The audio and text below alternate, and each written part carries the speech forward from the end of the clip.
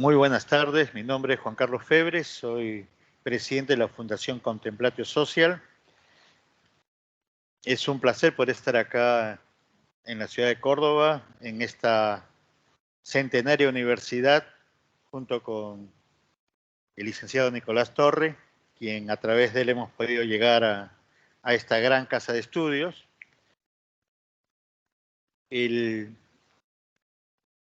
La frase que nos llama a nosotros como fundación es la que está siempre presente en cada congreso que nosotros hacemos, que nosotros realizamos.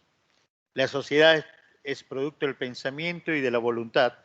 Nuestros pueblos no progresan por ser obedientes ni por sus gobiernos. Nuestros pueblos se fortalecen por la iniciativa de cada persona. Para ello es importante la cultura, la educación y generar herramientas para fortalecer nuestro actuar como ciudadanos libres. En esta ocasión, en este conversatorio, si se quiere, a lo cual hemos titulado Argentina, los desafíos internacionales del siglo XXI, van a acompañarnos el día de hoy la licenciada Natalia Motil, el MBA Cristian Juanidis, el productor agropecuario Valentín Torre y el licenciado Nicolás Torre. Sin más preámbulos, vamos a... Hay una frase de San Agustín que decía: no hay riqueza más peligrosa que una pobreza presuntuosa. Y eso lo dijo San Agustín. Y eso es interesante porque por muchos años, y especialmente después de la Segunda Guerra Mundial, ha habido una especie de cultura de la pobreza. Hay una rama de la sociología que se dedicó a estudiar la sociología de la pobreza. Años después, en la década del 60, apareció la teoría de la liberación. Y apareció una filosofía de la pobreza. Y en los últimos años hubo algo que se llamó el elogio de la pobreza. Y si tuviésemos que definir pobreza, podríamos decir que es escasez, carencia, miseria, necesidad, indigencia, y nos hemos acostumbrado a usar o a verlo normal, hemos normalizado el tema de la pobreza. Sin embargo, también hay una cultura de la riqueza, y hay una sociología de la riqueza, y hay una teoría del desarrollo personal, y hay una filosofía y un actuar en cuanto a temas como la libertad económica y estos últimos 15 años acerca del emprendedurismo. Si tuviésemos que definir riqueza, tendríamos que hablar acerca de bienestar, abundancia. Y si lo trasladamos esto a los países, a las naciones, y vemos países como Japón, como Suiza,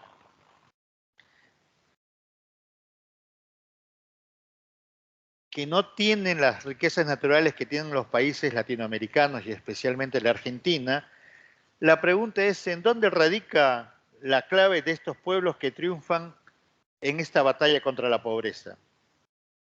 Y por ende, ¿por qué nuestros países ricos en naturaleza fracasan buscando la riqueza?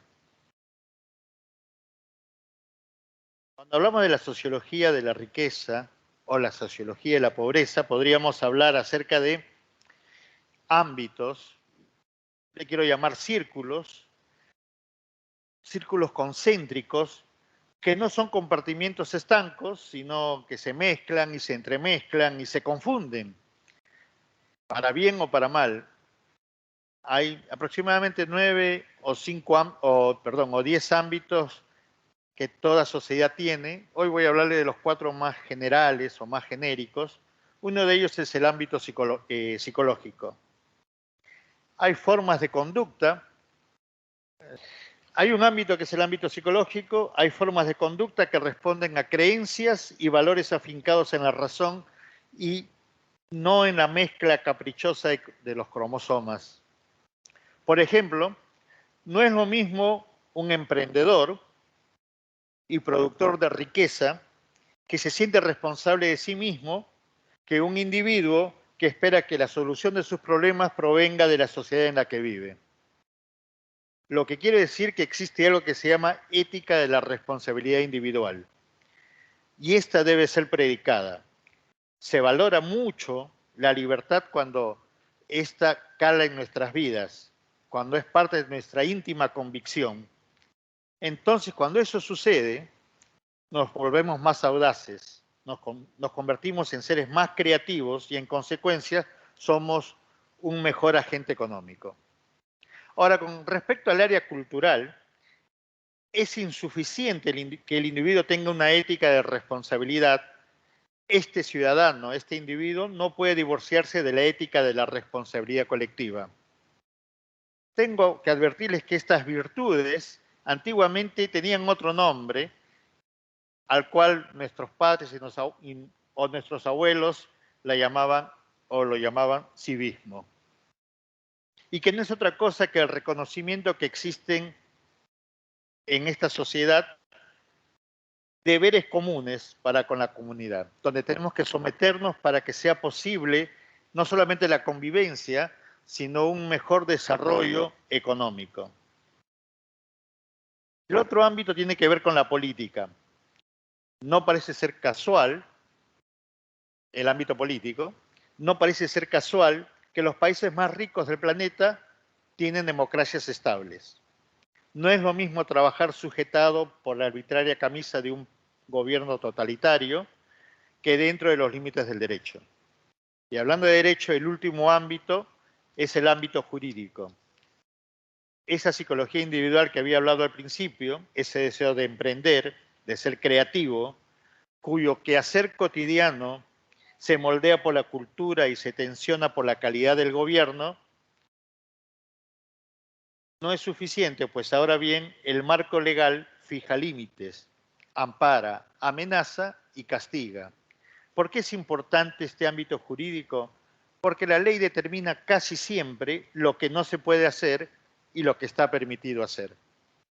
La ley estimula o desalienta el potencial de los pueblos, de cada individuo.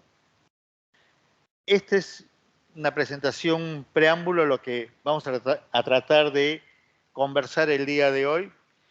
Vamos a terminar con una frase de Benjamín Disraeli que él decía: lo mejor que podemos hacer por otro no es solo compartir con él nuestra riqueza, sino mostrarle las suyas. Y de eso se trata lo que hablaremos el día de hoy.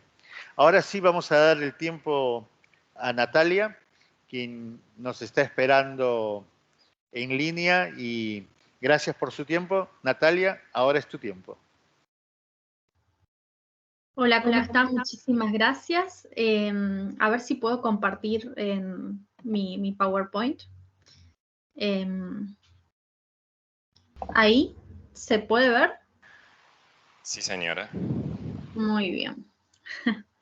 Bueno, muchas gracias por la invitación. La verdad es que para mí es un verdadero placer estar con tan prolíferos referentes, sobre todo de las ideas de la libertad, que tan comprometidos para lograr el desarrollo y el progreso de nuestro país.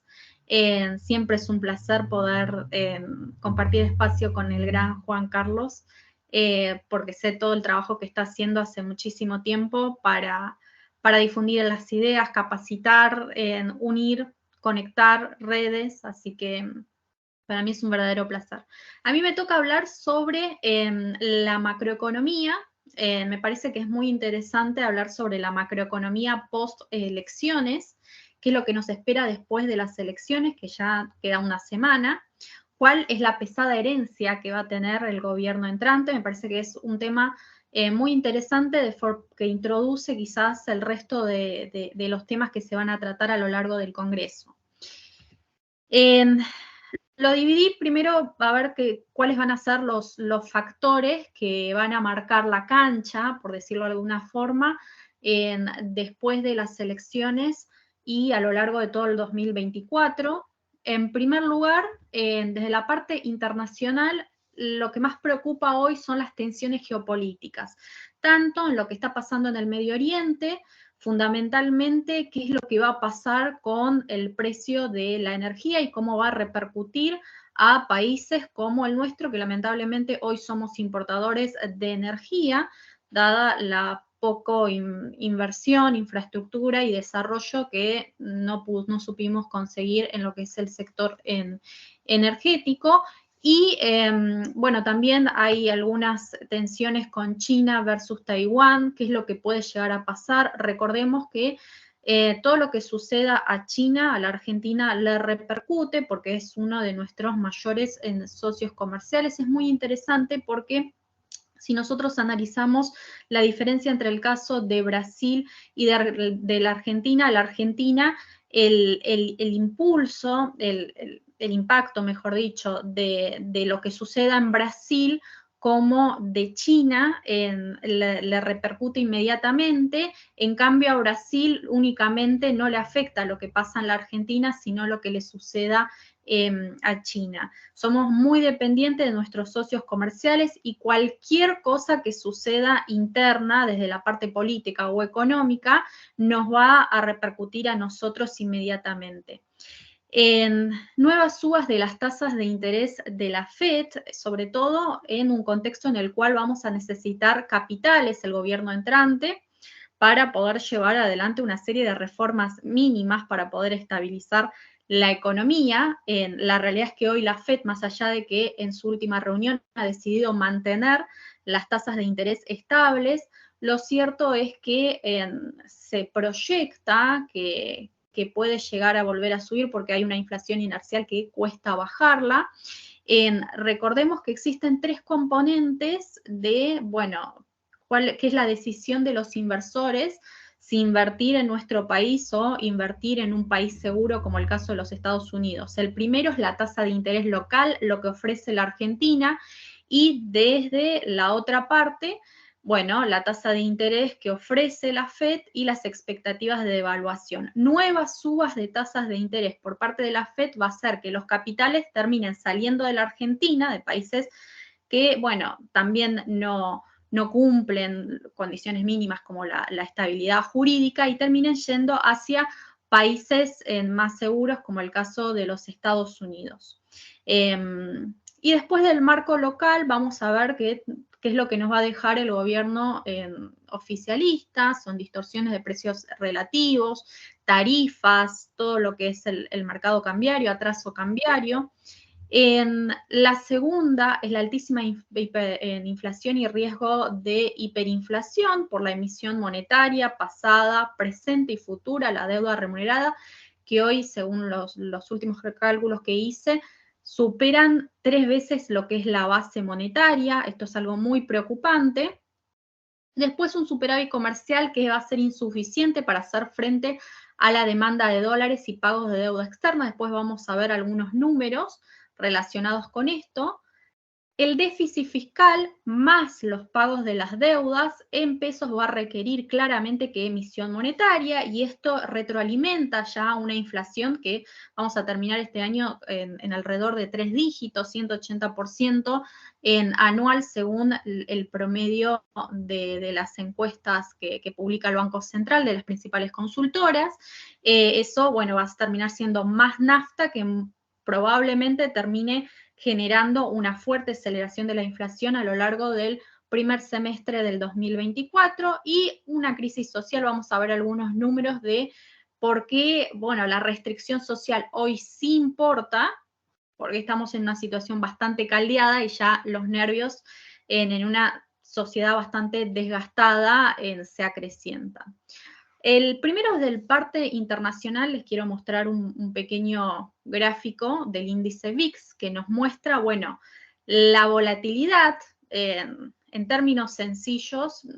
Cada vez que el índice VIX aumenta, sube, quiere decir que en los países emergentes van a salir en capitales. ¿Por qué? Porque hay más nerviosismo, pesimismo. Cuando el índice VIX está bajo, quiere decir que van a entrar capitales que son más optimistas. Ahora bien, Vemos, por ejemplo, en la pandemia, cuando se disparó por cuestiones, fue un shock exógeno, cómo se disparó y justo hay una salida profunda de capitales de países emergentes, sobre todo en el caso de la Argentina, la crisis entre Rusia, la guerra entre Rusia y Ucrania, nuevamente volvió a subir con este conflicto en Medio Oriente. Ahora está prácticamente en el promedio, pero todavía, digamos, es algo para tener en cuenta de que todavía nos queda un camino largo para recorrer, sobre todo porque la Argentina, al no cumplir con ciertas condiciones internas, dependemos mucho de lo que suceda en el resto del mundo. Hay estimaciones en las cuales indica que prácticamente el 60% del crecimiento económico de países como el nuestro depende muchísimo de lo que suceda en el resto del mundo. Desde la parte local, bueno, la emisión monetaria que viene, bueno, sin freno. La realidad es que, bueno, cuando asumió Massa, aplicó cierta política monetaria un poco más sensata de lo que veníamos viendo en unas semanas previas a su llegada, pero a partir del segundo semestre de este año vemos un plan platita, más gasto público. Por fines meramente electorales, aplicaron una política monetaria expansiva. Y que de la base monetaria, la otra filmina, el dólar libre y dólar mayorista. Vemos cómo se correlaciona esta expansión monetaria de la base monetaria con respecto al dólar libre y al dólar mayorista. En realidad la suba del dólar no es más que la contracara de la caída del valor del peso. Cada vez que se inyecta papeles de colores, sobre todo cuando vos tenés una caída de la demanda del peso, una economía totalmente estancada, eso se termina generando más inflación en el mediano, en el largo plazo. ¿Por qué? Porque termina cayendo lo que es el valor del peso. De hecho, traté de correlacionar un poco en la parte empírica con la parte más teórica. En la siguiente filmina, ¿qué es lo que pasa con la inflación? Me parece que es un gráfico muy sencillo, muy de CBC, de Economía 101, pero explica cuál es el problema de la inflación en la Argentina. El valor de la moneda local es un mercado como cualquier otro bien. Tenés tu oferta y tenés tu demanda. Tenemos en el eje vertical los pesos, el valor del peso, y en el eje horizontal las cantidades, ¿no? Que uno demanda, que uno ofrece de esos pesos. La única diferencia con los gráficos más comunes es que como la oferta monetaria es establecida por la Autoridad de Política Monetaria, es totalmente en vertical. Por ende, es un poco más distinta a lo que veníamos viendo hasta ahora. Entonces, vemos qué es lo que pasa. Cuando hay una expansión de la oferta monetaria, cuando la Autoridad de Política Monetaria dice, mira, a partir de ahora, bueno, inyectamos más papeles de colores en la economía para que circulen. ¿Qué es lo que sucede? Esa expansión de la oferta monetaria se traduce, como vemos, en una caída de lo que es el valor del peso. El peso sub 0 pasa a peso sub 1. Esto en el mejor de los escenarios. Cuando vos estás en un escenario de hiperinflación, en el cual cada cosa que te suceda, cada ruido político, una cuestión, un impacto negativo sobre lo que son las expectativas, un plan inconsistente, termine generando una corrida contra el peso que haga caer lo que es la demanda del peso, vas a tener también una caída de lo que es la demanda. Entonces, al mismo tiempo que vos estás expandiendo lo que es la oferta monetaria, se contrae lo que es la demanda y bueno, y podés caer en el riesgo de la famosa hiperinflación, en el cual el valor del peso, bueno, llega hacia cero, que prácticamente estamos camino hacia eso. La siguiente filmina es un poco, bueno, hablar de lo que es el atraso, ¿no? ¿Qué es lo que está pasando con el dólar? Vuelvo a repetir, el dólar, el peso es como cualquier otro mercado de bien en el cual vos tenés su demanda y su oferta de dólares. En la Argentina, si estuviera libre, no estuviera intervenido, tendrías un precio de equilibrio de ese dólar, un tipo de cambio de equilibrio.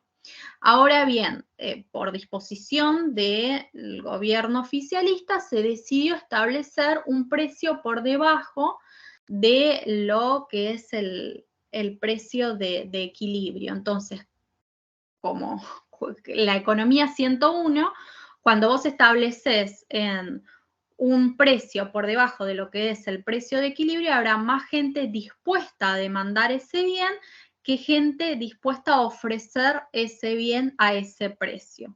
Se genera lo que es la famosa exceso de demanda de dólares, en el cual, bueno, esa escasez de dólares, ¿qué es lo que termina generando? Bueno, que el Banco Central tenga que intervenir continuamente en digamos, el mercado cambiario ofreciendo dólares que, bueno, claramente el mercado hoy no está ofreciendo esos dólares. Entonces, es una dinámica una política bastante insostenible. ¿Por qué? Porque justamente vos necesitas contar con dólares para poder seguir manteniendo este tipo de política. Y esto te lleva a justamente o controlas la demanda con más restricciones, cepos, etcétera, o tratás de, bueno, conseguir dólares del swap de China, el BIT, lo que sea, para poder sostener este tipo de política. Y uno se pregunta, bueno, ¿pero por qué entonces se establece un precio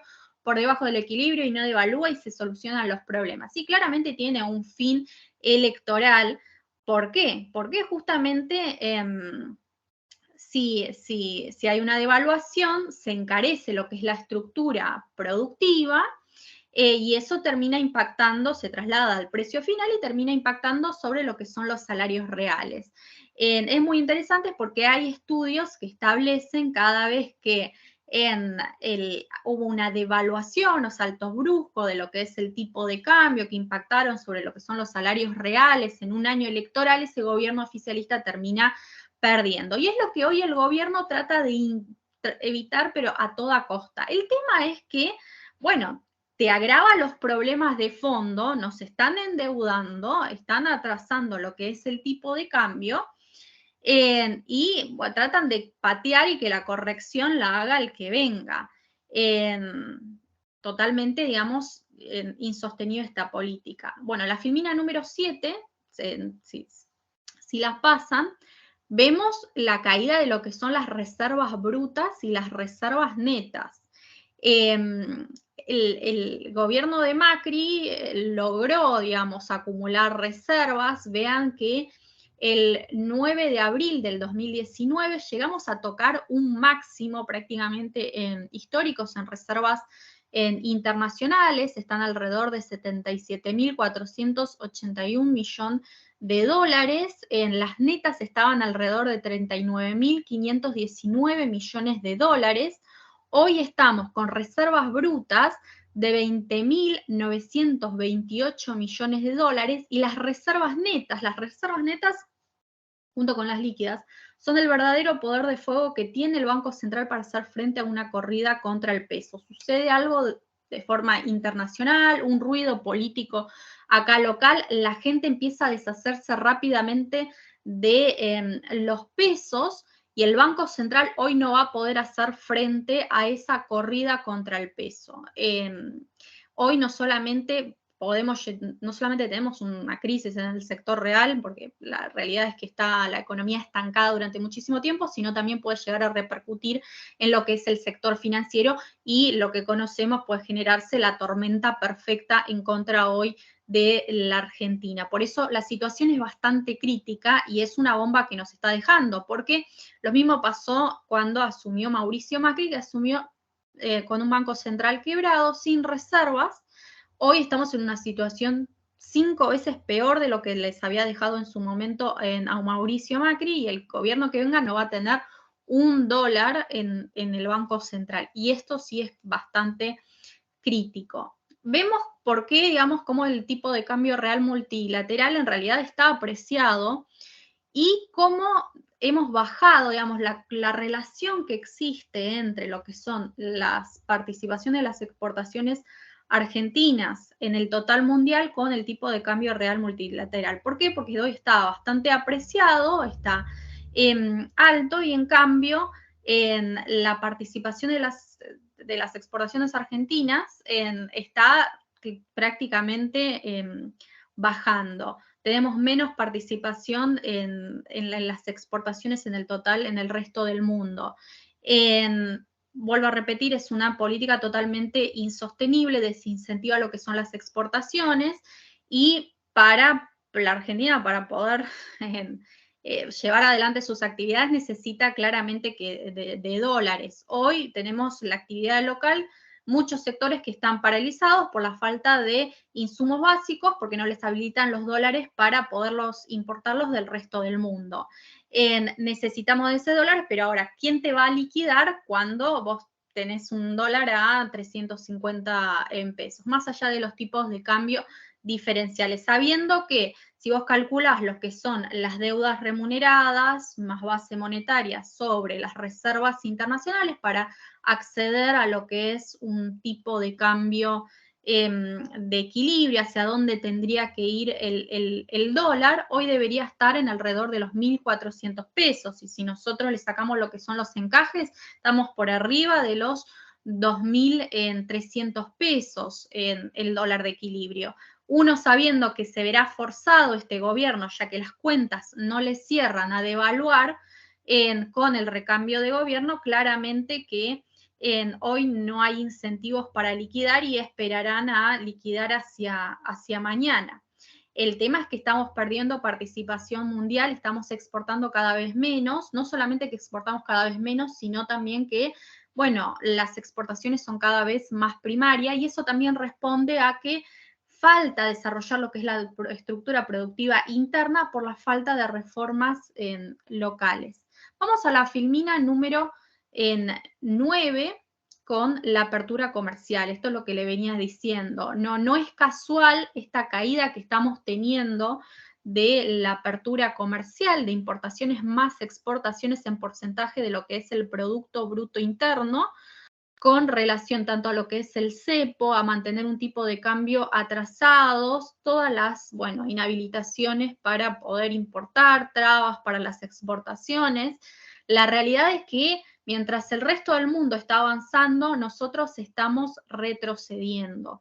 Y esto es algo clave, porque un país que no cuenta con esa estructura productiva necesaria para poder amortiguar cualquier shock exógeno, tiende, a falta de reformas, convertirse en un país monoexportador. Y hoy una de las mayores preocupaciones es que nos convertamos, por ejemplo, en países algunos limítrofes, como el caso de Bolivia. Es muy interesante porque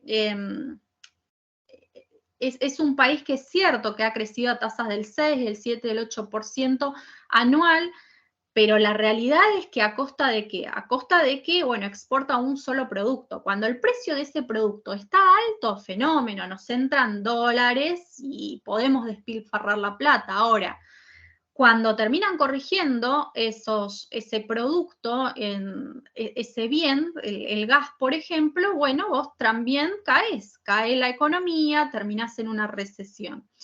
Y es lo que tiene Bolivia, que no logra un crecimiento sostenido en el largo plazo y tiene muchísima volatilidad. La Argentina va a eso, cada vez exportamos menos y exportamos productos más primarios. Yo no digo que está mal volcarse al sector primario, todo lo contrario. Lo que digo es que claramente que la falta de reformas hace que no puedas desarrollar una estructura productiva para que, en el caso de que no dependamos tanto de un sector, cuando un sector le va a llamar por cuestiones que exceden al país, porque la realidad es que, digamos, depende de las cuestiones meramente exógenas, en la volatilidad de los precios de las commodities. Bueno, que otros sectores puedan amortiguar eso. Si no, terminás, bueno, con cada crisis más pobre, en una situación más crítica de la que tenías inicialmente. De hecho, hay un trabajo del Banco Mundial muy interesante en el cual muestra que en aquellos países que, bueno, depende mucho de las exportaciones de las commodities, antes se recuperaban rápido de esas volatilidades, ¿no? Bueno, sucede algo internacionalmente, por ejemplo, China entra en una guerra con Taiwán y termina comprándonos menos, demanda nuestros productos, bajan lo que son los precios de los commodities que nosotros exportamos. Pero bueno, se recupera, se soluciona el conflicto y al año siguiente vuelve a demandarnos, nosotros también nos recuperamos fenomenalmente. Bueno, el último trabajo del Banco Mundial muestra que esas recuperaciones ahora son cada vez más lentas y que no es tan así que nos recuperamos inmediatamente, sino que cada vez nos cuesta más. Quiere decir que ya no nos beneficiamos tanto de los precios altos de las commodities como quizás hace 10 años atrás. Y eso también es, bueno, algo bastante para pensar hacia adelante, políticas hacia adelante de lo que nos podemos llegar a estar enfrentando.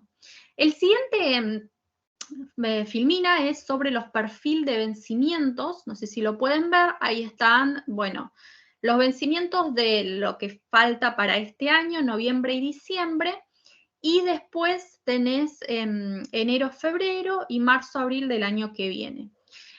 Prácticamente lo que nos queda para este año que pagar tanto en lo que es en pesos de deuda como en dólares es bastante poco.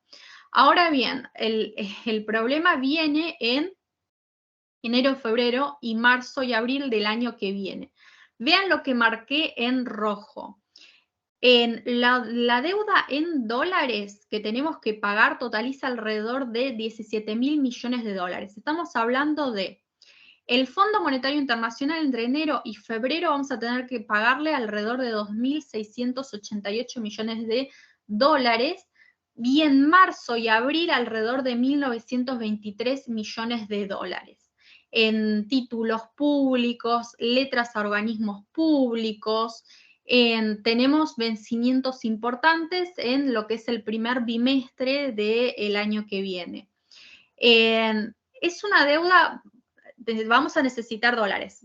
A ver, resumiendo lo que veníamos viendo. Primero, estamos exportando menos, tenemos que corregir lo que es el tipo de cambio, tenemos tensiones geopolíticas que pueden llegar a afectar a países como la Argentina, y encima, bueno, tenemos que afrontar una deuda que es muchísimo mayor que la deuda que teníamos que pagar en el último semestre de este año.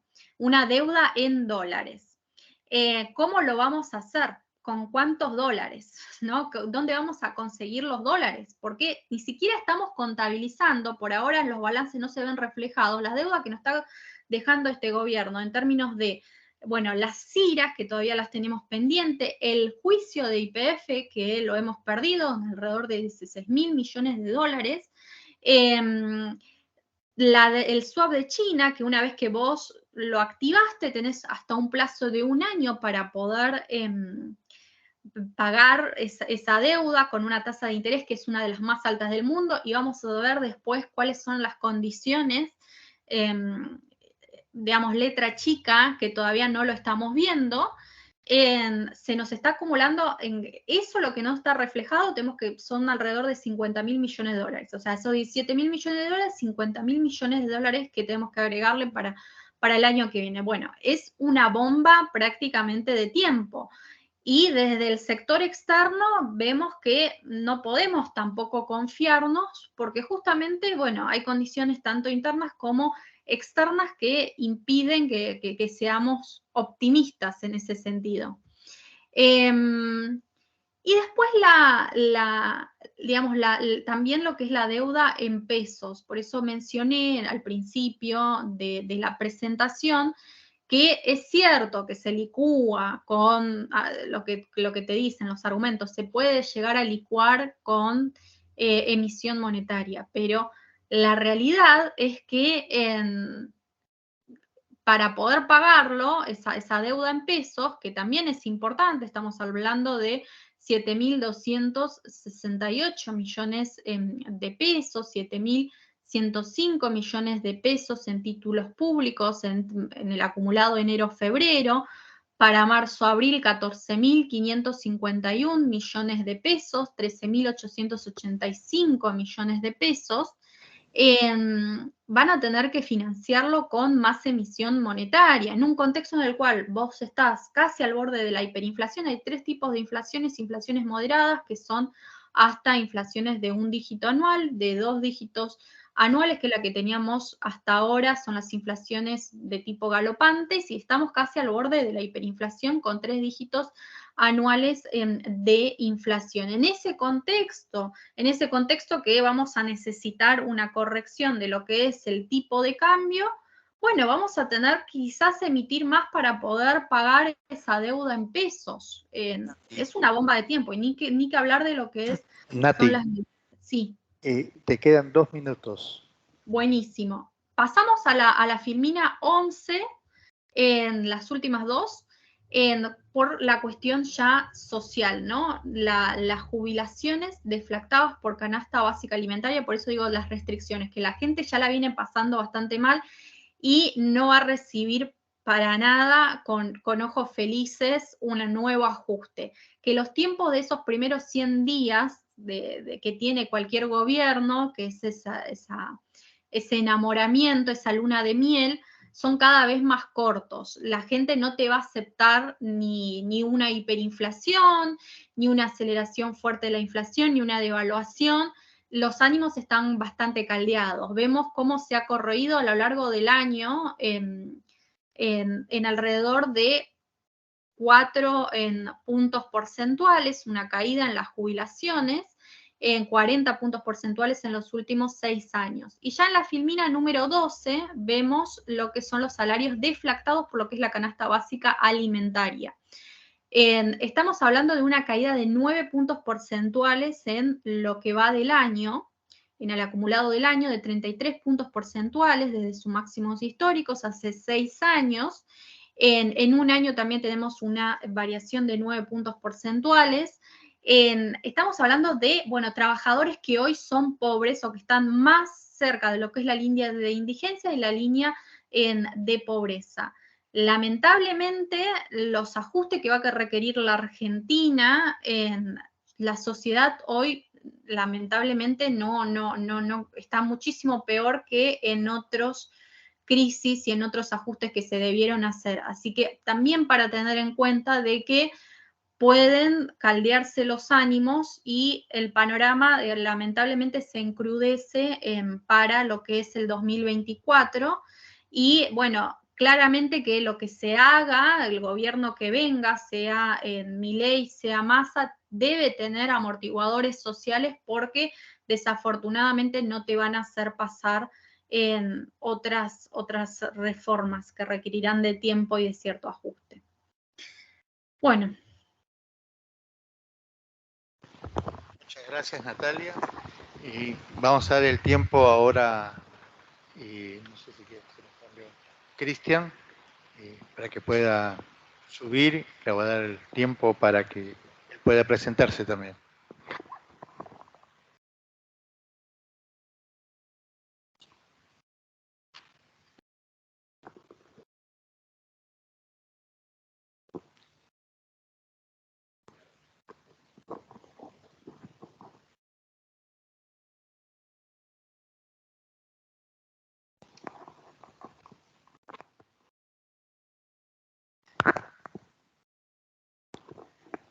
Bueno, vamos a hablar un poco de sistema de incentivos. Yo preparé una fábula sobre cómo estructurar los impuestos para acompañar el desarrollo.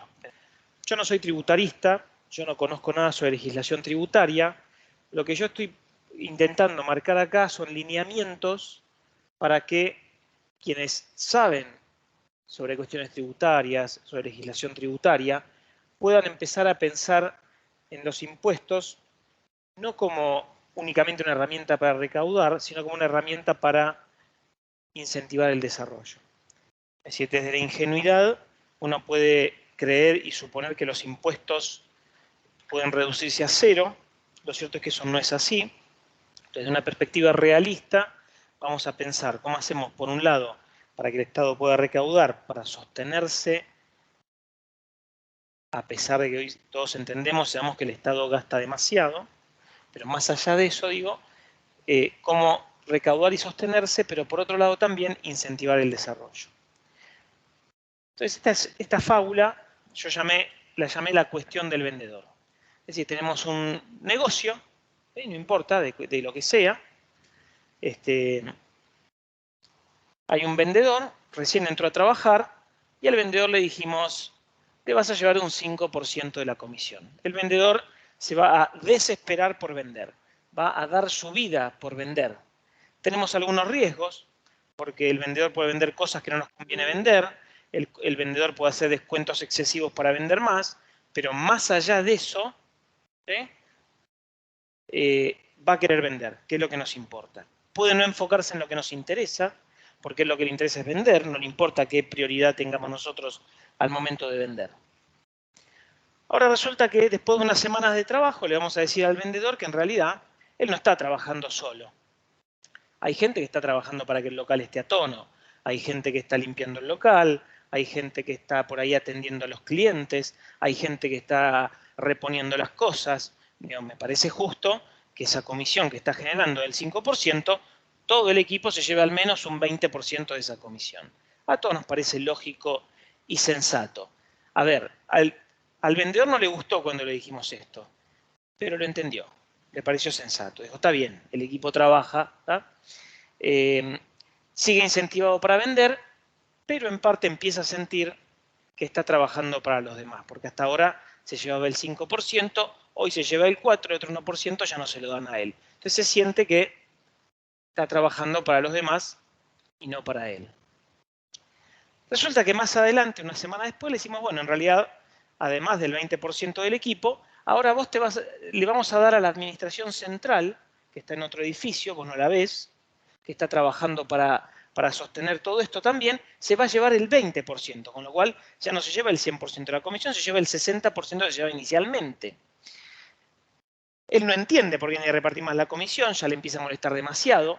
El aporte de la administración a su trabajo tampoco es tan claro, porque él ve que el equipo trabaja, que hay alguien que limpia, hay alguien que repone. Ahora él no entiende muy bien qué hace la administración y ya le empieza a fastidiar un poco más esto.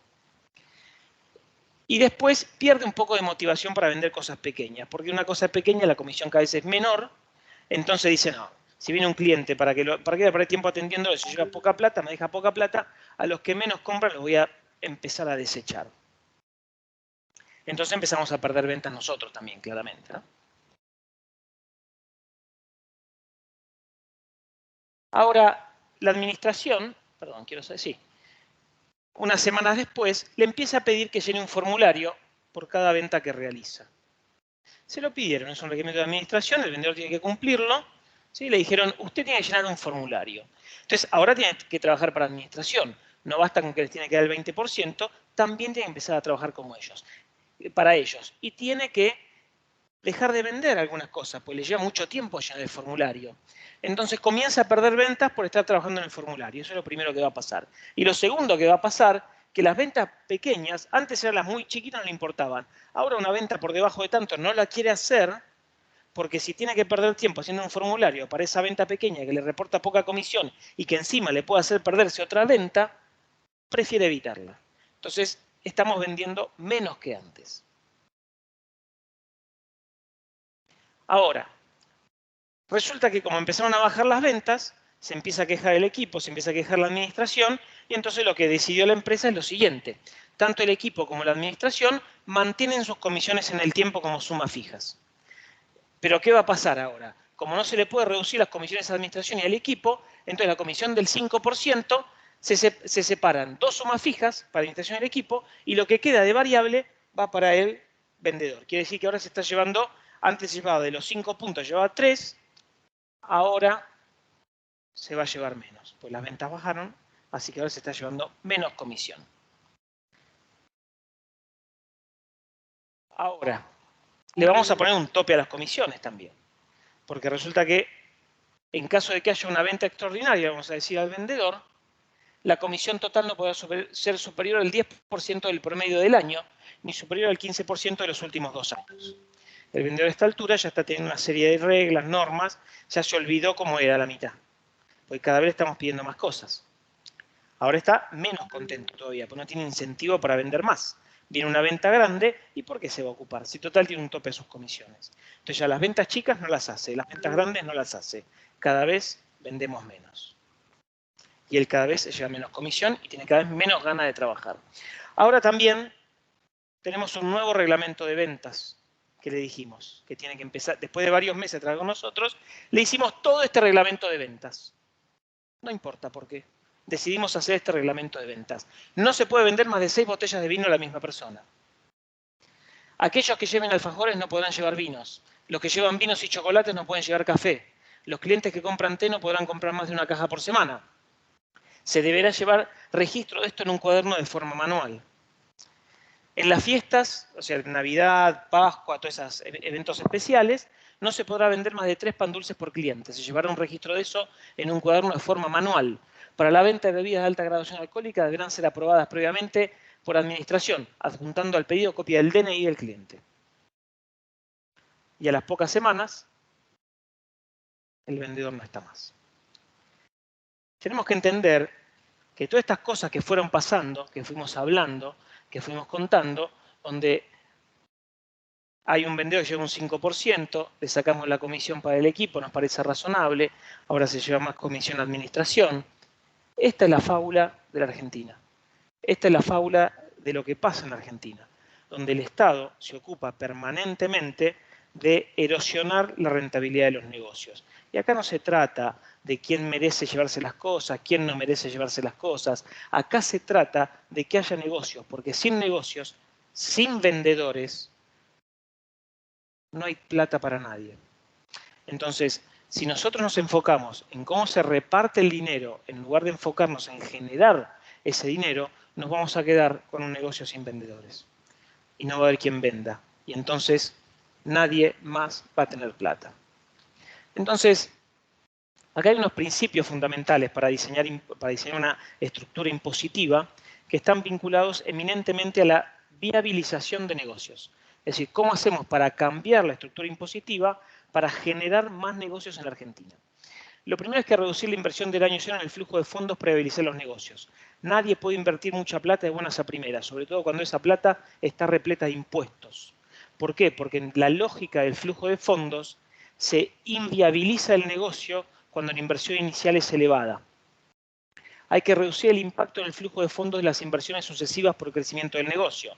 Si yo reinvierto para que el negocio crezca, muchas veces también me inviabiliza el flujo de fondos. Entonces, reduciendo el impacto de la inversión, y estoy hablando de eliminar la inversión, los impuestos cada vez que uno quiere invertir, de esa forma viabilizo las ampliaciones de los negocios. Reducir los costos del proyecto de negocio para generar más flujo de fondos y viabilizar más negocios. Cuanto más rentabilidad puedo generarle a alguien, por ende reduciéndole costos, obviamente, más negocios va a haber. Entonces, y esta es una lógica que en el fondo hasta es infalible. Reducir impuestos viabiliza negocios. Más negocios viables implica necesariamente más impuestos futuros, cosa que nadie logra ver. A ver, yo no sé por qué no logran verlo, desconozco. Tal vez sea una cuestión de que solo importan los meses venideros y no los años venideros. Incrementar los flujos de fondos para compensar el riesgo inherente a la Argentina.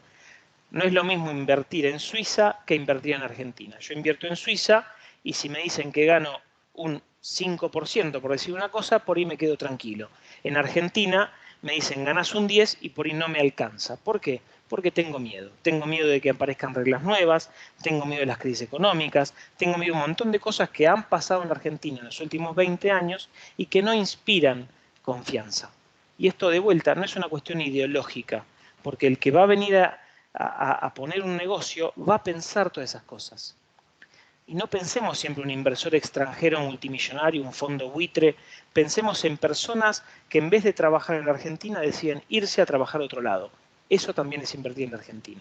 Personas que tienen buenas ideas, pero que no les alcanza la rentabilidad para hacerlas acá y o no las hacen o se van a otro lado a hacerlas. Incrementar los flujos de fondos para viabilizar proyectos más arriesgados o de bajo margen. Hay proyectos que tienen muy bajo margen, que en la Argentina quedan completamente desterrados, porque nadie tolera ese margen tan bajo en un ambiente de tanta variabilidad como la Argentina. Y voy a poner un ejemplo. Yo puedo reducir mi margen si no hay inflación en la Argentina. Entonces, si yo revendo, por ejemplo, bancos, si yo al banco le cargo un 10% en la Argentina, me olvido actualizar el precio un mes y perdí plata. Ahora, si no hubiera inflación, por ahí con un 10% estoy contento. Como hay inflación, tengo que ponerle un 25% de margen, porque si no, no voy a recuperar nunca una fluctuación por inflación o devaluación. Darle mayor robustez al modelo económico ante eventuales bajas de las variables de performance. Esto es una cuestión técnica, pero cuando uno prepara un proyecto, uno lo que hace es un modelo económico. Ese modelo económico, uno lo empieza a probar a ver si baja un poco el precio, sube el precio, a ver qué pasa. Entonces, cuanto más margen tenga, más robusto es el modelo y más confianza tengo yo a invertir porque sé que el proyecto aguanta los embates de las variaciones del entorno. Ahora, si las variaciones del entorno son muy altas, los embates son más fuertes, necesito mayor contribución marginal. Y por último, reducir los costos de salida. Porque si yo no estoy seguro de qué pasa para que yo salga del negocio, más miedo me va a dar invertir. Esto es como entrar en una habitación y no saber qué va a pasar ahí adentro. Nadie se siente cómodo. ¿Ah? Y no estoy pensando en cosas extrañas, pero digo, uno quiere saber qué va a pasar. Entonces, si a mí me va mal, ¿cómo salgo? Hay que reducir los costos de salida de alguna forma.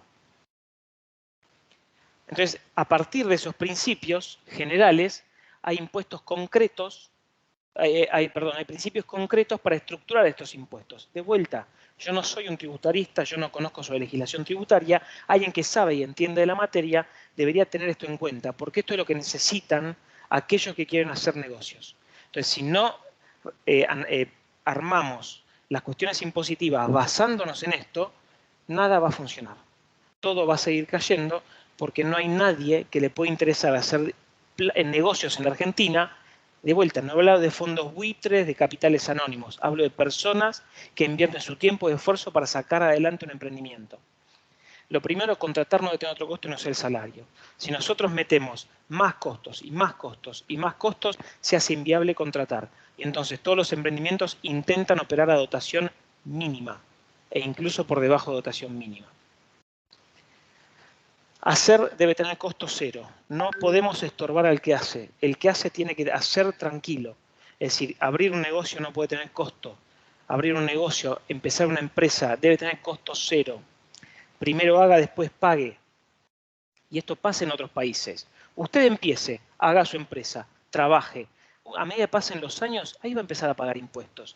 Cuando usted sabe que le va bien. Porque a nadie le molesta pagar una vez que ganó. Pero en la Argentina se paga antes de ganar. En la Argentina se paga para empezar y eso es inviable.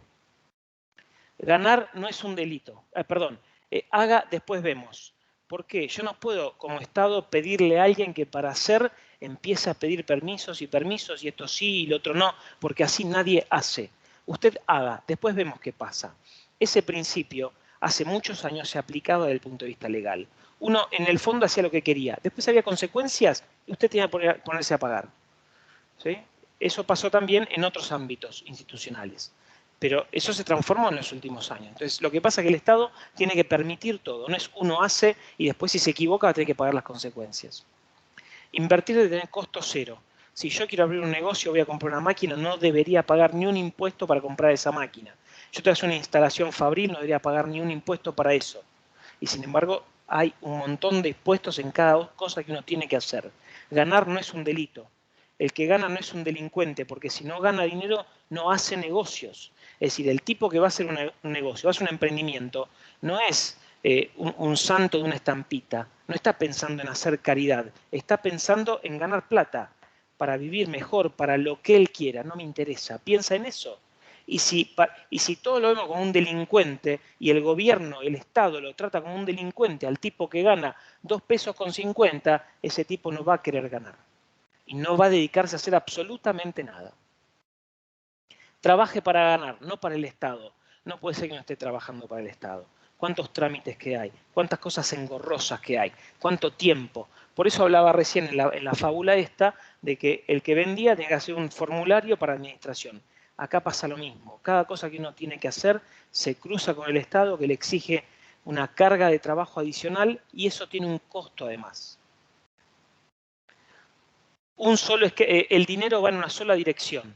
Esto es un problema que tiene la Argentina, yo no sé si pasa en otras partes del mundo, que acá es, yo te cobro un impuesto. Bueno, como el impuesto es mucho, entonces te voy a dar un subsidio. Del subsidio va a venir para acá y después vuelve en otro subsidio. Y después, si no te alcanza, te anotás en el plan de esto y te viene otro subsidio por otro lado. Pero como te voy a bancar todo eso, te generó otro impuesto más. Entonces la plata va y viene, me dan, me voy. Esto parece el cuento del tío que hacen cuando van al comercio.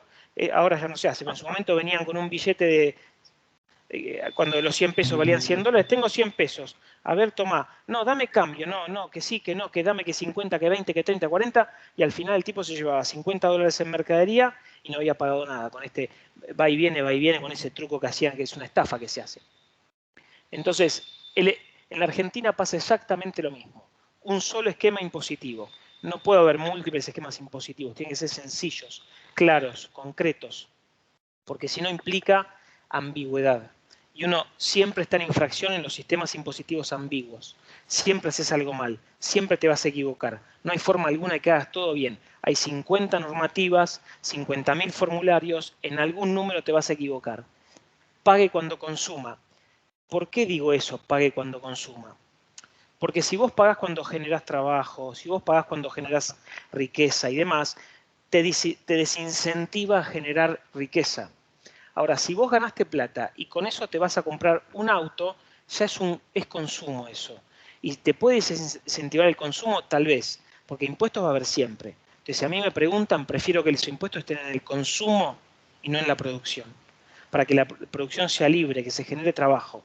Después el consumo es distinto, porque uno puede decidir o no consumir algo. Y obviamente, cuanto más superfluo sea el consumo, más impuestos tiene que pagar. La leche no puede pagar impuestos, la harina no puede pagar impuestos. Ahora, si querés un auto, paga impuestos. Si querés un auto de alta gama, paga más impuestos. Si querés tener un yate, más impuestos todavía. Pero no podemos estar cobrándole impuestos a la yerba, al azúcar.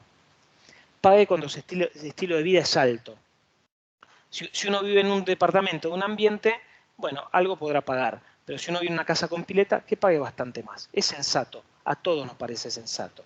Porque si no, en definitiva, estamos esquilmando al pobre, que es cada vez más pobre, esquilmamos a los emprendimientos, entonces cada vez hay menos negocios, cada vez hay más pobres, y a todos nos parece sensato que en definitiva no podemos sacarle al pobre lo que no tiene ningún sentido. Pague cuando desperdicia capital o cualquier otra cosa. El desperdicio, digamos, acá estamos de vuelta, a mí me encantaría impuestos ceros, pero si no hay impuesto cero porque algún impuesto hay que pagar, prefiero que el impuesto esté ahí. Si usted tiene algo ocioso, y de vuelta ya no estoy hablando de algo confiscatorio, es decir, hay formas de tributar en las que vos, las cosas que están ociosas tienen un costo para vos y por ende no querés que esté ocioso.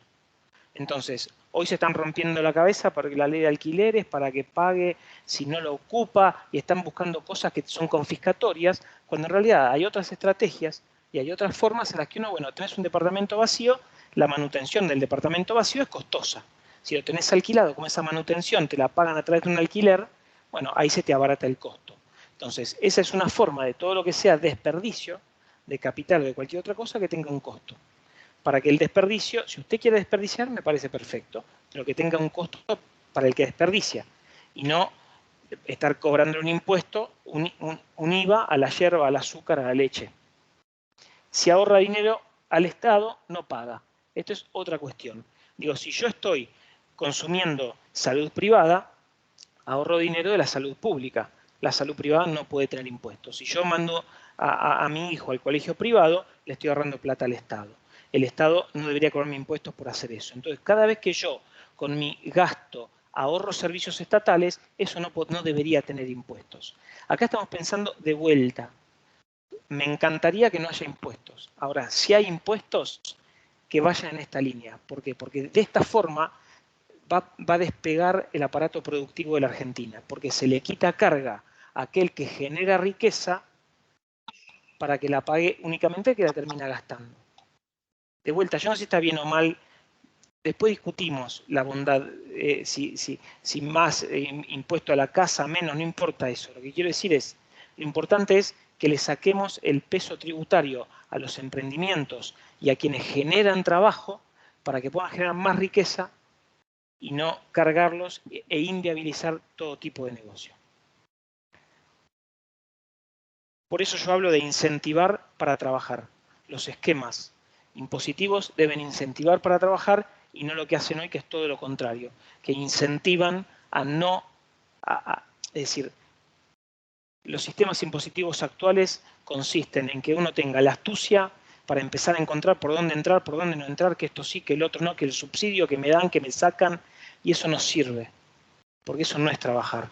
Eso es andar leyendo el reglamento a detalle para tener una ventaja. Eso no es generar. Generar es únicamente cuando uno genera empleo. Y ese empleo se genera cuando uno está incentivado para trabajar a través de un esquema impositivo razonable que lo impulse en ese sentido. Muchas gracias.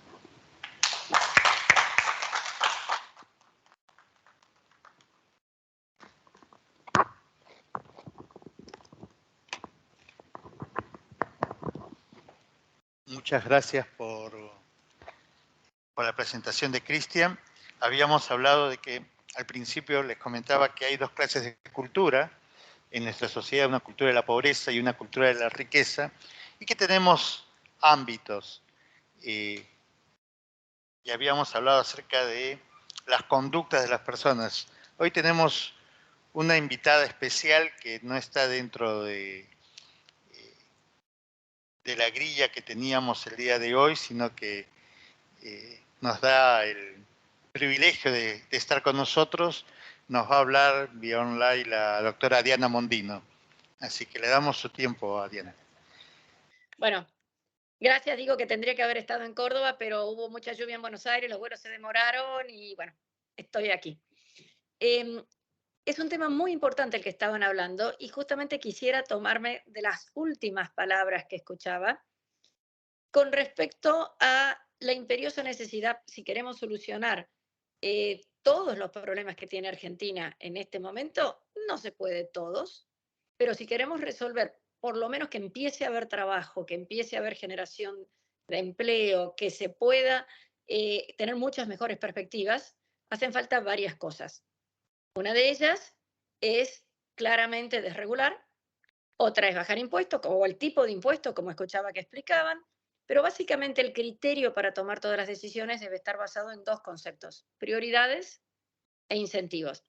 ¿Qué cosas se priorizan? No hay recursos para todo, todos sabemos que los recursos son escasos, las necesidades infinitas, entonces, ¿qué se hace? Además, dentro de qué se hace, ¿quién lo hace? ¿Qué lo hace? ¿Qué se hace? ¿Quién lo hace? ¿Cómo lo hace?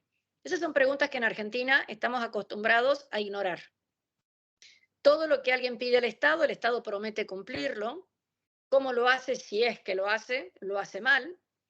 Y las responsabilidades no quedan, son completamente difusas. Entonces tenemos que aprender a determinar qué cosas se pueden hacer con los recursos que tenemos o cómo conseguir más recursos.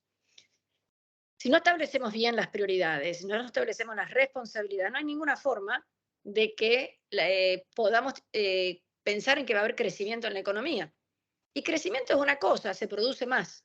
Desarrollo es algo muchísimo mejor, que es tratar de que todos vivamos mejor, no solamente que algunos tengan más cosas, que todos tengamos más cosas, sino el desarrollo implica políticas de salud, de educación, de seguridad, etcétera, que tienen que estar dentro de las prioridades del Estado.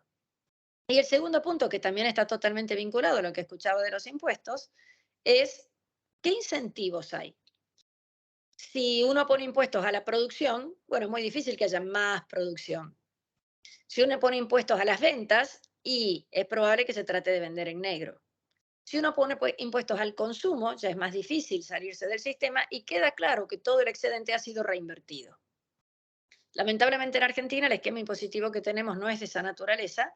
No sería fácil cambiarlo hacia esa dirección, pero bueno, tenemos por lo menos que tener claro de las consecuencias de tener un sistema impositivo muy regresivo.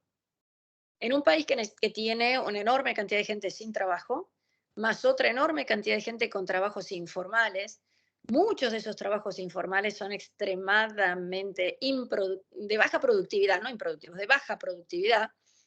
Bueno, obviamente, si no hay alta productividad, no pueden mejorar los salarios ni de esa persona ni del conjunto de la economía. ¿Cómo hacemos para llevar el sistema impositivo, el sistema de preferencias, el sistema de prioridades hacia cosas que tengan mayor posibilidad de generar más empleo, posibilidad de generar más crecimiento. Bueno, de nuevo, estableciendo correctamente las prioridades. No se puede estar financiando cosas por atractivas que sean, por simpáticas que sean, si primero, antes, no se hicieron las cosas esenciales. Entonces, en Argentina, para cada cosa que ustedes escuchen de cualquier político, en sus trabajos, de cualquier jefe, en sus familias, tengan bien en claro si están respetando las verdaderas prioridades. Primero hay que hacer tal cosa porque si no nos alcanza o no tenemos tiempo para hacer tal otra. Y segundo, ¿qué incentivo se genera si se hace algo de determinada manera?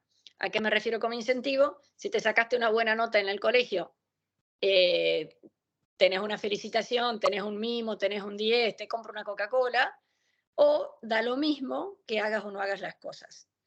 Ese problema que tenemos en Argentina con los incentivos claramente se ve con el dinero. Si una persona hace horas extras, cobra más, pero también tenemos un sistema impositivo que hace que si cobras horas extras, terminas cobrando menos, ¿no? Si una persona trabaja mucho o es más creativo, más talentoso, más ingenioso o lo que fuera, e hizo un trabajo mejor, que pueda ganar más y no con el sistema uniforme que tenemos ahora, por ejemplo, de los convenios colectivos de trabajo, en donde en la misma posición ganan lo mismo. Tenemos un mantra, igual salario para igual puesto, y eso la verdad no siempre es correcto, porque si vos tenés, no sé, 2 empleados en un mismo trabajo, y uno está siempre sonriente y llega a tiempo y ayuda a los demás, y el otro siempre llega tarde y refunfuña y no ayuda, el concepto de igual salario por igual tarea, la verdad, no es igual tarea, es la misma posición, pero no la misma tarea. Entonces, con esas 2 palabras mágicas, incentivos y prioridades, creo que podemos empezar a resolver este problema que nos plantea Contemplatio Social de todos los desafíos que tiene Argentina. Bueno, había prometido saludar nada más y me enganché a hablar. Perdón, Juca. Así que ahí me dejo de hablar y los dejo en una cosa bien interesante que están armando.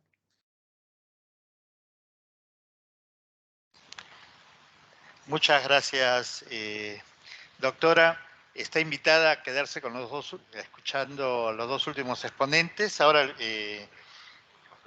seguimos con el productor agropecuario y licenciado en Administración Rural, Valentín Torre. Le damos su tiempo. Y nuevamente, gracias, doctora Mondino.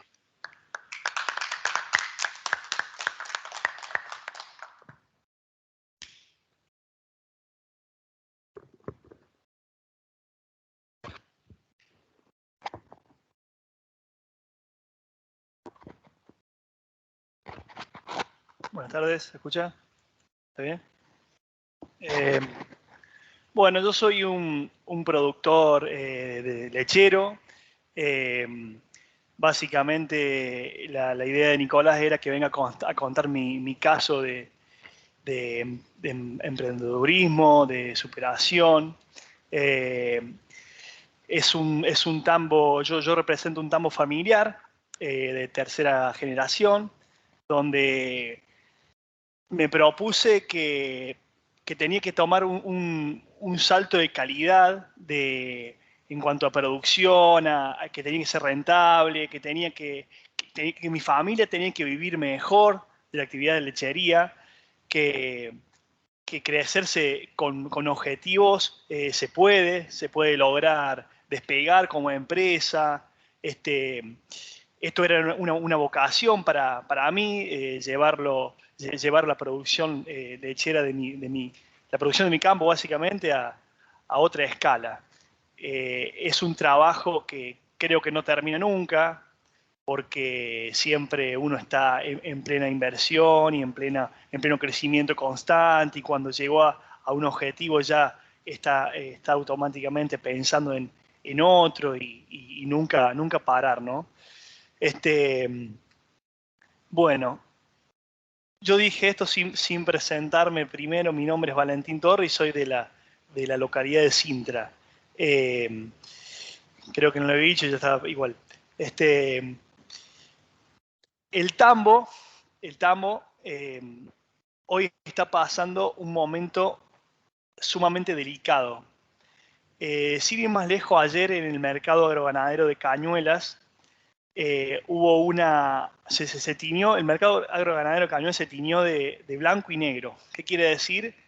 Quiere decir que fueron muchas vacas de tambo a venderse para carne. La vaca de tambo es la vaca que da la leche, ¿no? Fue a un mercado donde todos los días hay vacas de producción de carne, ¿no? Ayer también en la zona acá en la provincia de Córdoba se vendió también para carne un tambo completo de 500 vacas que producían todos los días 15.000 litros de leche diario. Imagínense toda la pérdida y todas las bocas que alimenta, ¿no?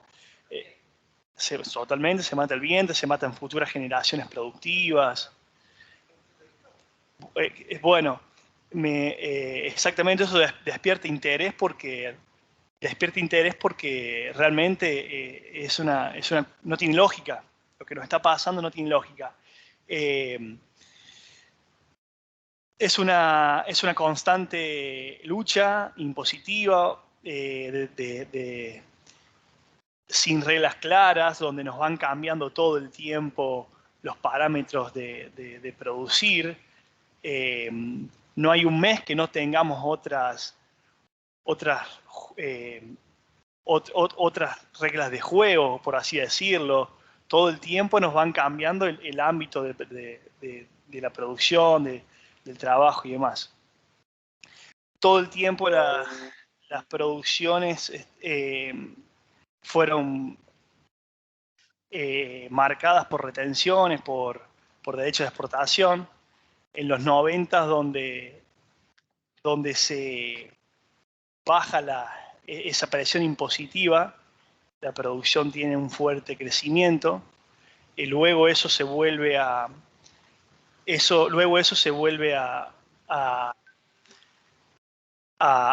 subir las presiones impositivas, y bueno, la producción vuelve a tener un fuerte retraso nuevamente, o se viene frenando en lo que respecta al correr de los años, ¿no?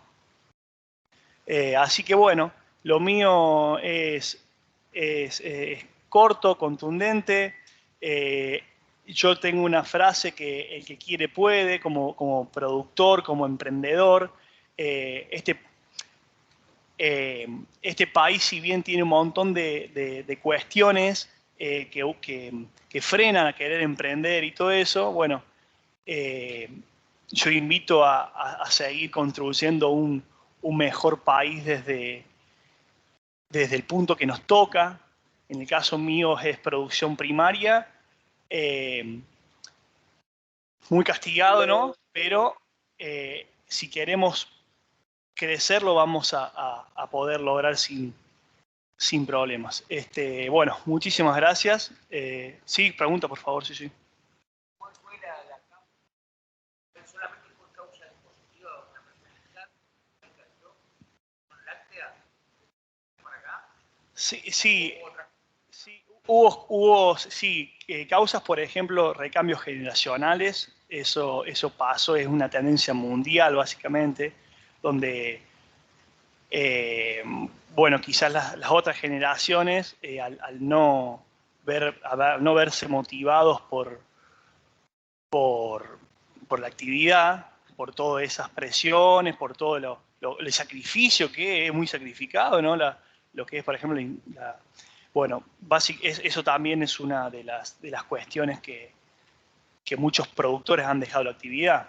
Hoy tambos, hay alrededor de 10.500 tambos.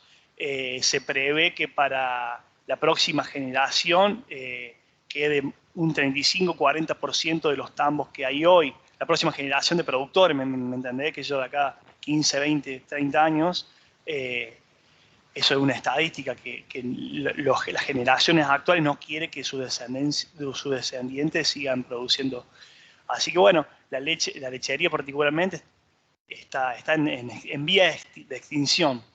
En vía de extinción. Probablemente en 10, 20 años haya que importar leche. Es muy probable que tengamos que importar leche porque la tendencia es que los tambos sigan desapareciendo. Y lo más triste es que lo estamos viendo todos los días. Y esas vacas, generar una nueva generación de vientres, de vacas, es lerdísimo. Una vaca desde que nace hasta que empieza a dar su primer litro de leche, demora 3 años, imagínate. Ah, sí, y con un costo de inversión muy alto. Así que, bueno, la realidad es esa, que en caso de lo que es la lechería va está corriendo un alto peligro de extinción. Así que, bien. Sí, por supuesto. Desde tu punto de vista, ¿cuál sería, aparte de la línea brutal, qué tendría que pasar para que revertir esta futuro tan negro? No, es sencillo. Que no haya tanta intervención estatal, gubernamental, eso ya es muchísimo. El espíritu emprendedor de una persona que produce en el campo, básicamente, cualquier tipo de materia prima, es un espíritu de siempre ir para adelante y demás. Mientras uno no le ponga, por ejemplo, impuestos en los derechos de exportación o diferentes tipos de cambios en sus insumos, porque estamos teniendo muchas diferencias. Hoy tenés dólares para lo que más te guste, para lo que quieras, ¿viste? Tenés un montón de tipos de cambios distintos. Ya con que tengamos reglas de juego claras, ya es mucho para que podamos seguir invirtiendo, para que podamos seguir atrayendo nuestras futuras generaciones, ¿no? Con inversión, con calidad de trabajo, atrayendo gente a trabajar al campo. ¿Por qué? Porque le vamos a poder brindar viviendas de muy buena calidad como hay en el pueblo, servicios y demás. Todo eso tiene un costo y para poder absorber y pagar esos costos tiene que ser una actividad rentable, ¿no? Bien. Perfecto, muchas gracias.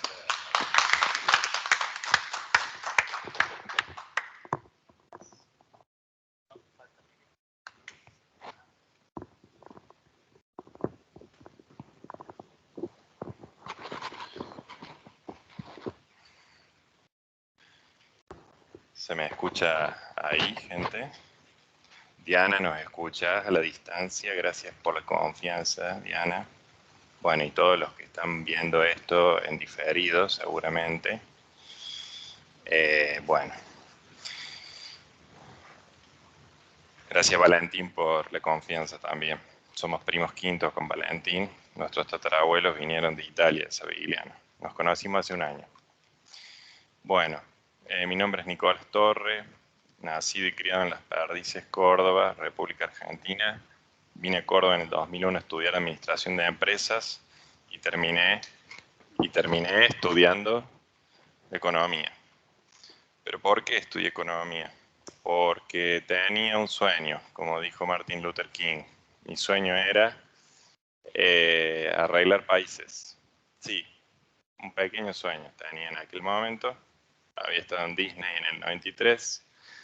Vi lo que era Estados Unidos, Cabo Cañaveral en el 92-93, vine acá y se me cayeron las medias, estuve deprimido 3 meses y todas esas cosas. Entonces,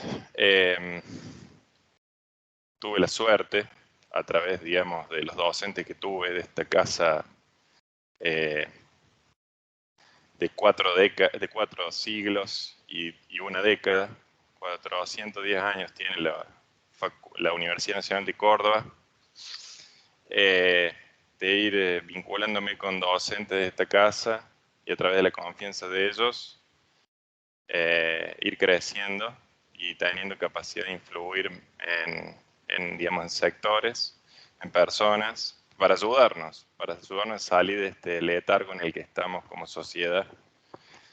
Y bueno, desde hace 10 años soy docente. universitario. Tengo la pesada carga de liderar a jóvenes que van a ser empresarios en los próximos años, de empresas importantes en la Católica, hijos de familias que tienen un buen pasar.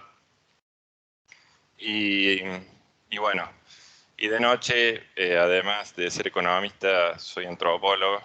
Me gusta charlar con los taxistas, con la gente que está en la calle, que tiene problemas para entender por qué llegaron a donde llegaron.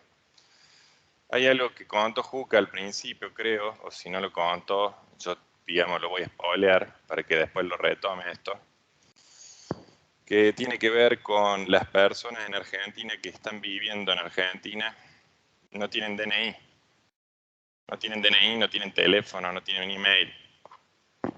No tenemos ni la idea del número de personas en Argentina que no tienen DNI.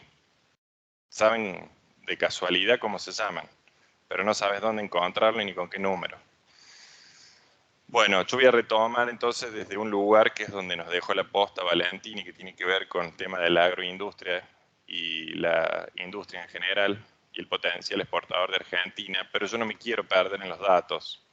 Quiero que nos llevemos un mensaje de el potencial que tiene Argentina, que no nos estamos queriendo dar cuenta, y si no queremos, no vamos a poder.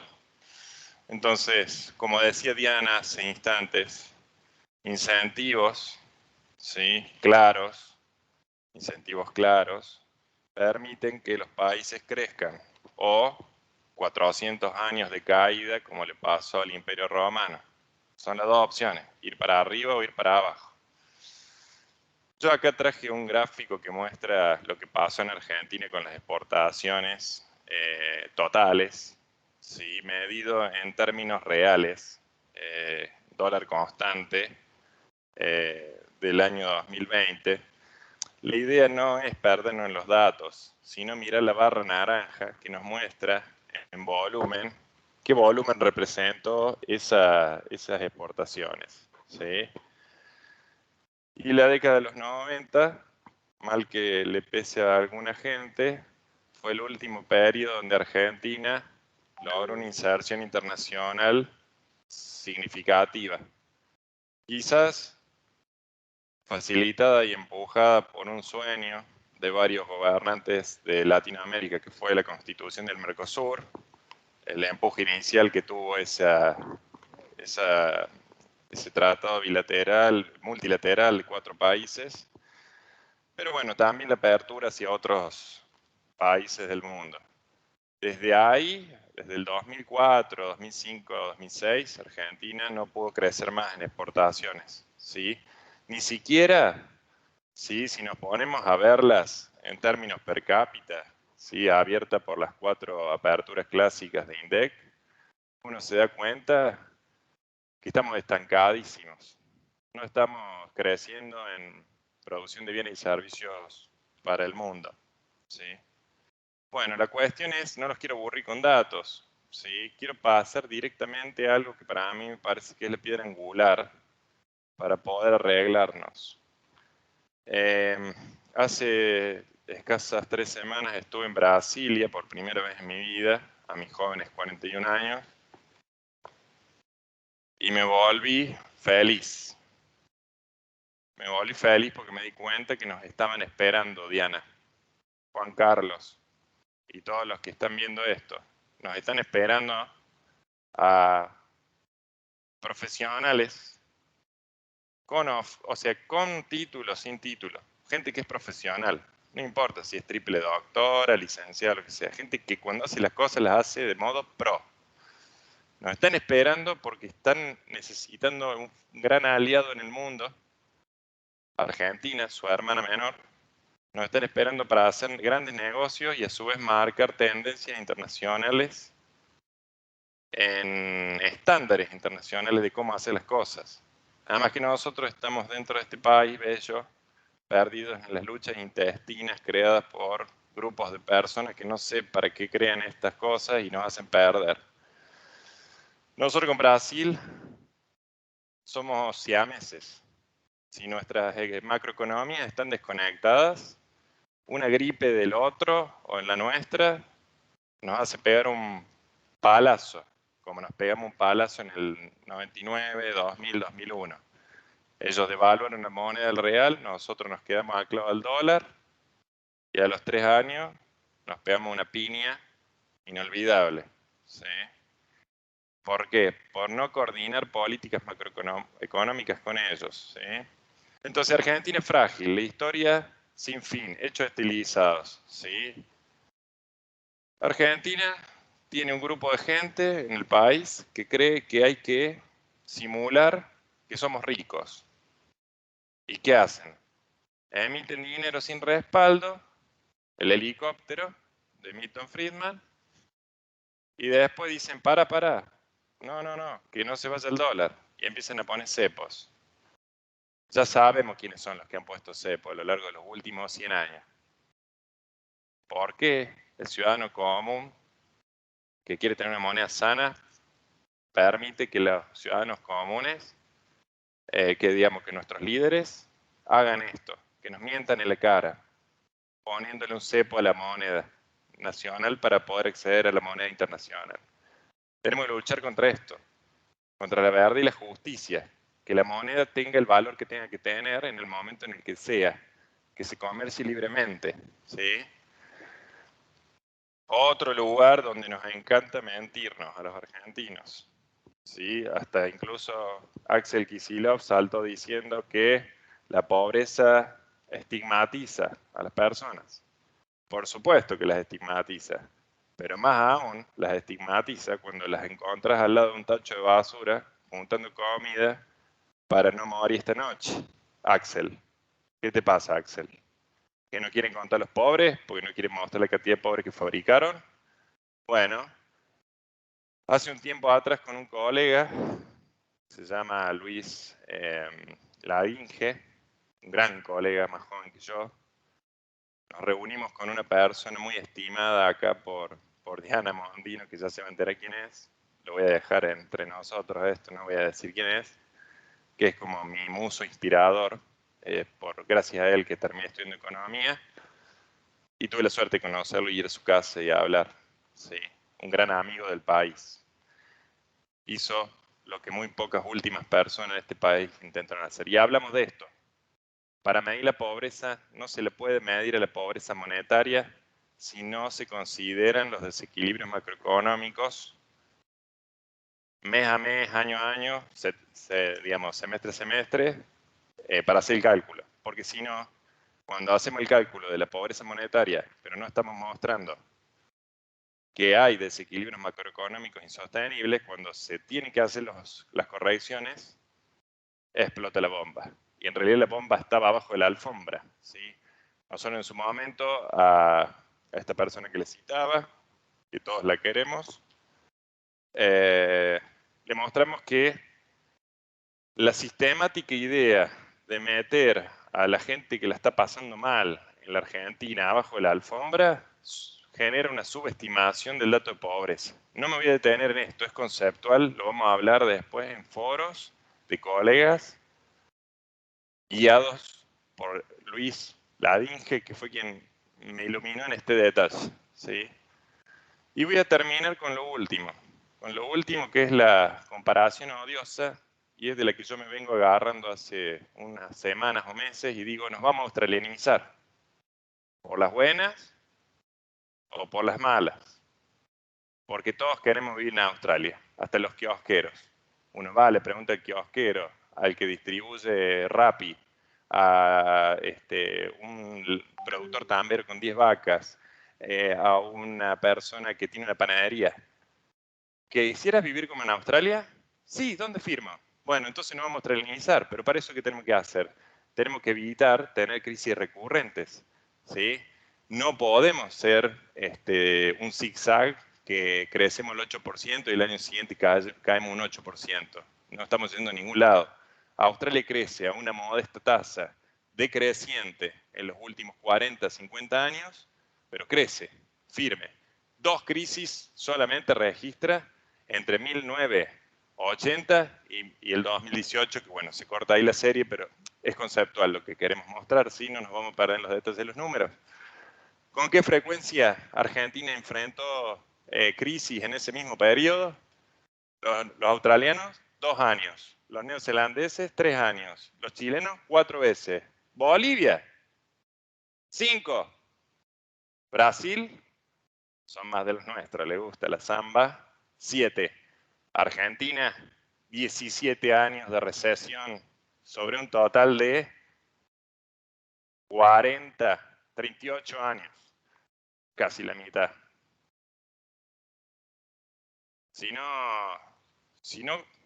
no revisamos el trasfondo que hay en esto que nos está pasando macroeconómicamente, no vamos a salir del, ¿cómo se le dice?, del atolladero humano en el que hemos caído.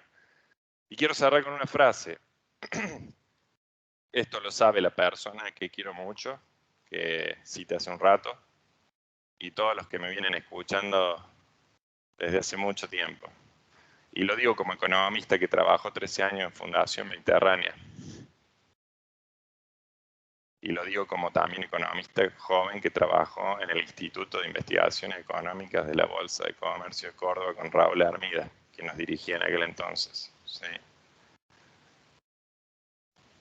Tras varios viajes al exterior, aprender economía en serio, microeconomía en serio en Bolivia, no la de las aulas, hablando con las señoras de los negocios y los tambos ahí aprendí economía. El problema de Argentina no es económico. Hipótesis para estudiar. El problema de Argentina no es económico, el problema de Argentina es mental.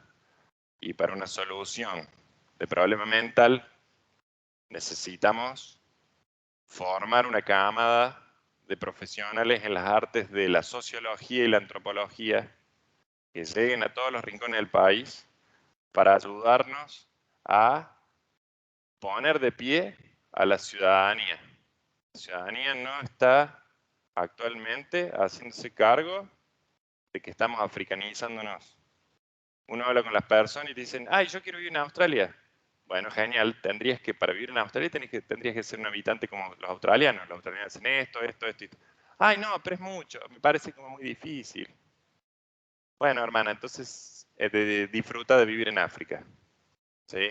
Con esto termino yo. Juca es el que tiene que dar las palabras de cierre y seguramente va a tomar el guante y nos va a contar lo que ha pasado en toda su larga experiencia haciendo esto. ¿O no, Juca?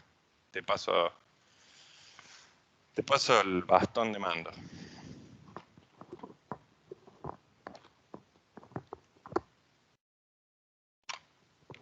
Bueno, este cierre es muy corto, es solamente con una experiencia muy chiquita, no la voy a hacer muy larga. En este año que está terminando, le contaba a Nicolás de la experiencia que tengo de charlar y de capacitar, si se quiere, a personas que están en el segundo y tercer cordón del Gran Buenos Aires, en Villa Celina, en la parte más del interior de Villa Celina, y me encontré, en La Plata también, y me encontré con gente que era la tercera generación que no tenían DNI. Abuelos, padres e hijos sin DNI. No saben lo que es ir a un hospital, nacen, se reproducen y mueren y nadie sabe nada. No tienen un subsidio porque no tienen cómo reclamarlo y viven de changas, de lo que pueden y de recoger lo que queda de la basura, de los vertederos del SEAMSE. Y lo primero que uno piensa cuando se encuentra con esta clase de personas es que no tienen ganas de vivir, que no tienen ganas de hacer cosas, que esperan que el gobierno les dé. Mentira. Mentira.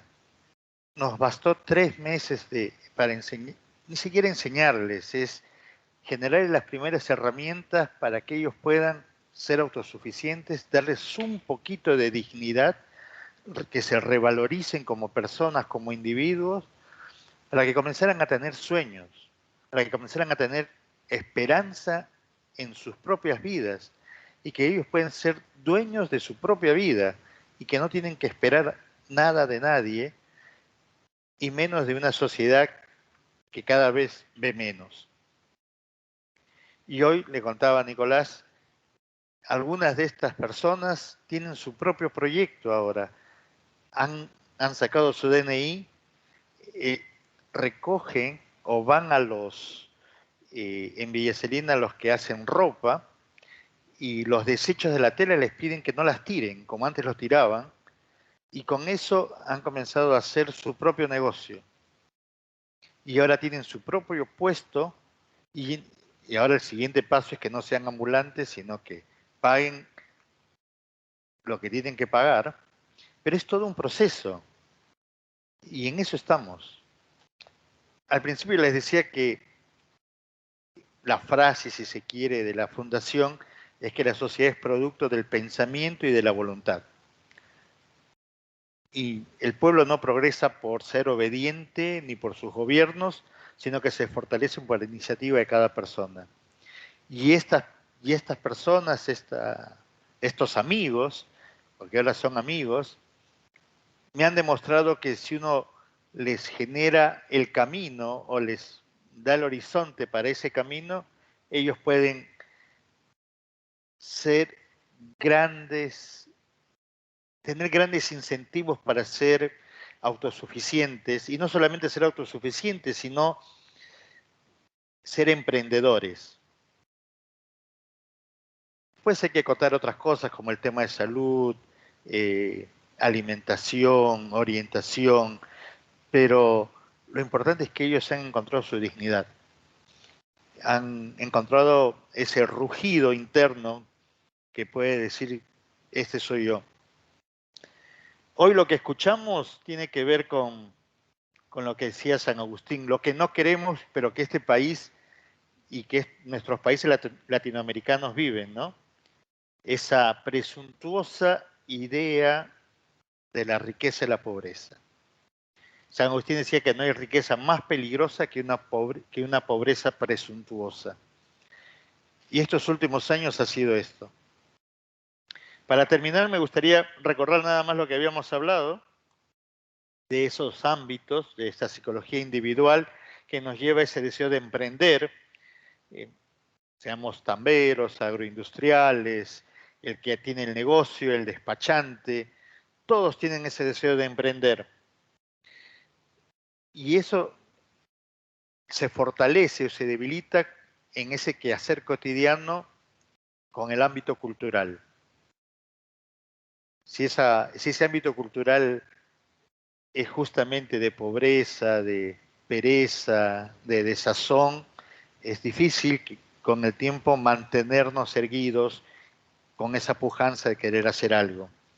Y si a eso le añadimos esa tensión que nos da el gobierno como una camisa de fuerza, aún reducimos más esos deseos. Y si le añadimos que las leyes pueden estimular o desalentar ese potencial que tenemos, pues estamos perdidos. Estamos en un momento interesante para nuestras vidas como países y especialmente para este país. En una semana elegimos. La frase es libertad o cambio. Yo creo que es esperanza o muerte.